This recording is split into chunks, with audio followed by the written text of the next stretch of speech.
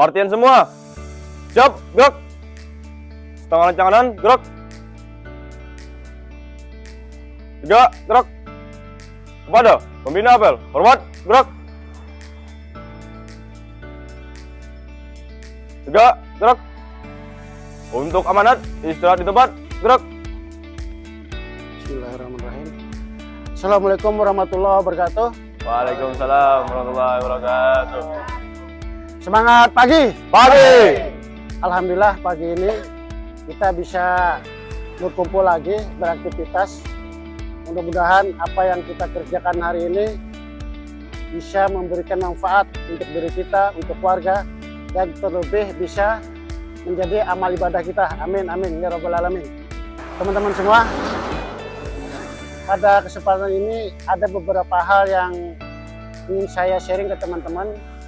Sebelumnya, marilah bersyukur kepada Allah Subhanahu wa Ta'ala bahwa kita pagi ini masih diberikan kesempatan, keselamatan, kesehatan, sehingga kita bisa bekerja seperti biasa. Awal minggu pertama, kita perlu mereview apa-apa yang sudah kita kerjakan dan apa-apa yang menjadi pekerjaan fokus kita. Dan juga kita perlu mereview apakah pekerjaan yang kita minggu lalu ada yang terpending. Jadi perlu dibuat time frame-nya, evaluasinya, sehingga minggu akan datang seperti minggu ini kita bisa merencanakan kembali. Itu yang pertama. Yang kedua, kita udah memasuki hampir bulan ke-7 ya. Ini akhir bulan 6. Saya minta ke teman-teman semua, khususnya teman-teman yang berhubungan dengan pelaksana kegiatan PK, itu coba mereview. Nanti kita cari waktu untuk sama-sama kita bahas pekerjaan apa aja yang sudah kita kerjakan, yang close dan yang belum close. Sehingga apa? Sehingga kita bisa menyelaraskan, memapping kembali pekerjaan kita sesuai dengan tugas dan tanggung jawab kita. Jadi tolong itu betul-betul teman-teman direview masing-masing PK, mereview ulang, merencanakan program atau progres ke depan. Nah, jadi tolong dibantu. Nanti mungkin kalau nggak besok, hari Rabu nanti kita review sama-sama sehingga kita bisa memplanning.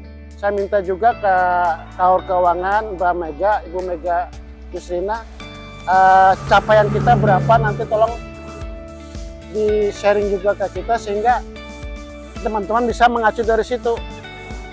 Apakah kita sudah mencapai target atau bagaimana? Itu yang kedua. Yang ketiga, proyek-proyek yang jalan sekarang seperti yang dikerjakan di RT 7, tolong itu dipastikan, direview sampai sejauh mana progresnya.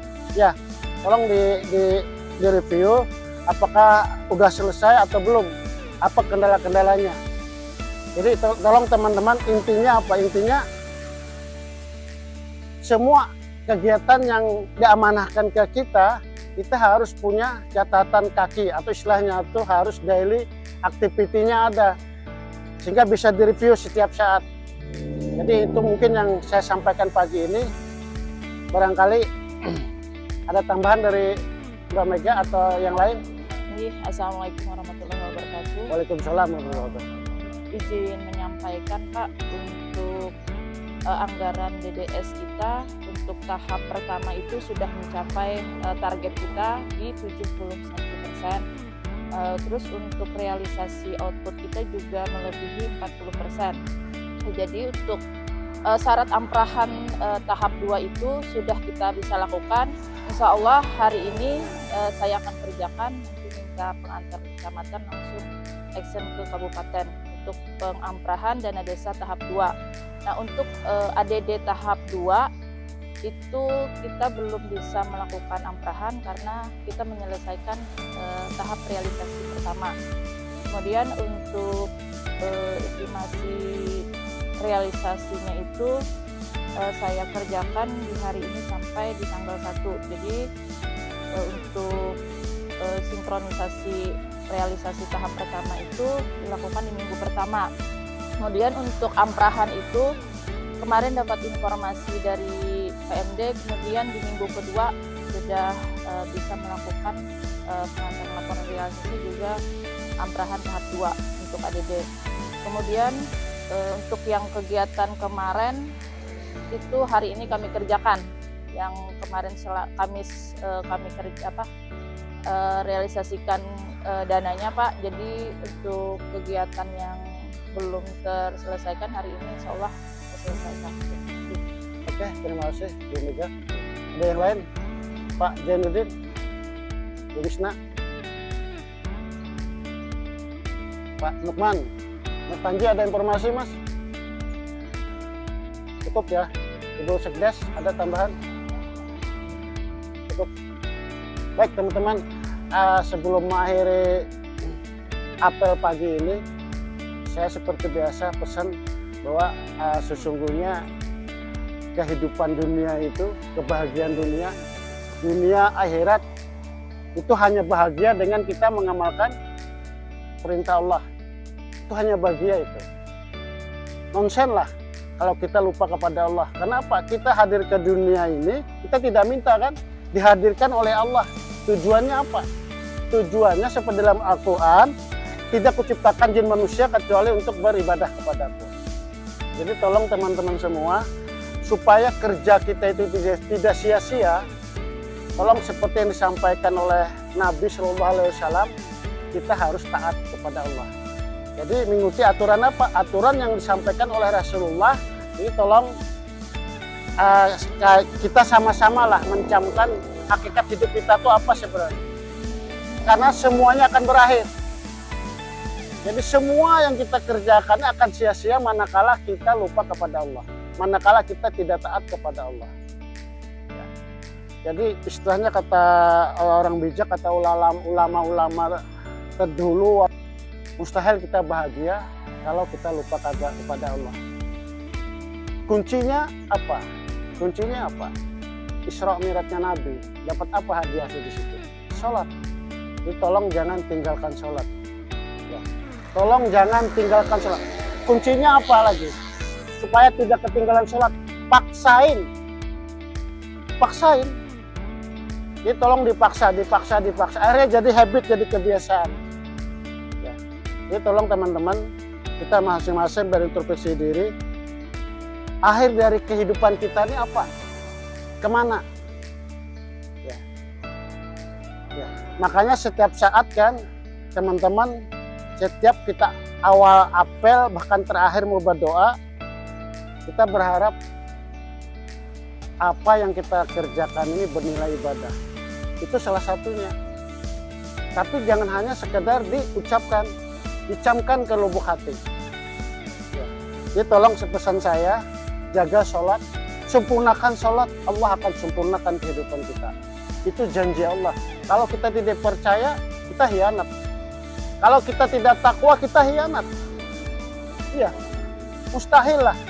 Mustahil kita bahagia kalau meninggalkan sholat. Ya, kamu puasa, kita seakan-akan bahagia aja. Seakan-akan senang aja. Tapi apa hakikatnya, ujung-ujungnya, kita saat kembali di akhirat nanti, baru situ muncul penyesalan. Karena hakikatnya tujuan hidupnya hanya dua. Hanya dua. Di Al-Quran kan disebutkan kalau nggak salah, fariqun fil jannah wa fariqun fis sa'ir. Nanti setelah padang mahsyar ditimbang, sebagian orang masuk ke surga, sebagian orang masuk neraka. Hanya itu aja tujuan hidup. Akhir di perjalanan manusianya itu, sebagian orang masuk ke surga, sebagian orang masuk ke neraka. Dan konsepnya apa? Selama-lamanya. Selama-lamanya. Nggak ada kalau sudah di akhirat nanti kembali lagi, nggak ada.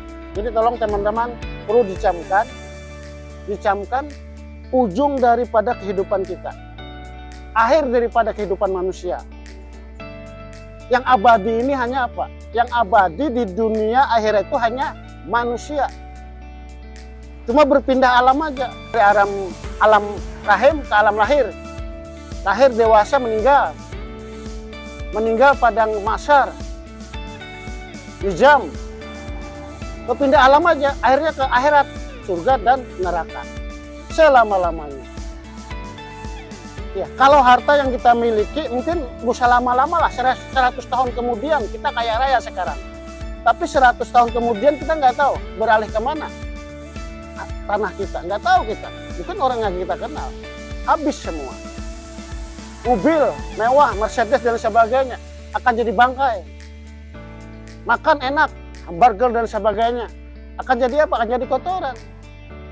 Yang abadi itu apa? Amal ibadah kita, sedekah kita, kebaikan kita. Makanya kata ulama, kita beruntung nih diamanahi bekerja di desa. Kalau kita betul-betul ikhlas, sholat dijaga, ikhlas kerjanya, itu pahalanya lebih daripada orang yang ibadah ratusan tahun bahkan ribuan tahun. Jadi kita kesempatan bagus ini ada di sini untuk mengabdi. Makanya kenapa saya berrepot-repot. Mohon maaf, saya sering sampaikan ke teman-teman. Karena saya ingin menggapai ridha Allah. Dengan cara apa? Dengan cara mengabdi. Karena selama saya hidup, bekerja, saya udah banyak melakukan hal-hal yang mungkin saya tidak kontrol. Sholat ketinggalan dan sebagainya. Tidak sempurna. Nah, barangkali di akhir hidup saya, dengan saya mengabdi ini akan dijadikan amal yang diperhitungkan menjadi barangkali bisa menjadi asbab saya masuk surga. Jadi saya di sini kapasitas bukan sebagai ulama, bukan sebagai ustadz. Saya nggak punya ilmu. Kalau moto agama lengkap, ngaji, nahu, sorah dan sebagainya itu memang pesantren. Tapi kalau menyampaikan kebaikan, kita semua ada kewajiban. Minimal kita di lingkup keluarga kita. Entah itu laki-laki, entah itu perempuan. Sering disampaikan. Sampaikanlah walau satu ayat. Ya kan? Sampaikanlah walau satu ayat. Artinya apa? Artinya kita punya kewajiban untuk menyampaikan perkara kita menyampaikan berbuih-buih orang bisa ngikutin, itu terserah urusan Allah sudah. Urusan Allah sudah. Yang penting kita sampaikan, mengabdi, udah itu. Ya, jadi sekali lagi saya minta mengajak teman-teman semua utamakan ibadah, kerja, keluarga. Saya prinsip itu. Waktu saya sudah mulai kerja, saya berusaha, tapi tidak sesempurna itu sampai sekarang pun tidak bisa sempurna. Cuma saya punya prinsip, kalau saya bekerja, saya fokus kerja, ibadah, keluarga, atau tiga-tiganya bolak-balik, cuma 3 hal itu. Ibadah, kerja, keluarga. Insya Allah hidup kita enak. Hidup kita enak, karena kita hidup di dunia yang serba yang homogen ya, serba macam-macam masalah. Jadi siapa lagi yang bisa memanage diri kita kalau bukan kita sendiri. Jadi itu mungkin yang saya sampaikan, kurang lebihnya saya mohon maaf. Terima kasih. Wabillahi taufiq wal hidayah. Wassalamualaikum warahmatullahi wabarakatuh. Waalaikumsalam warahmatullahi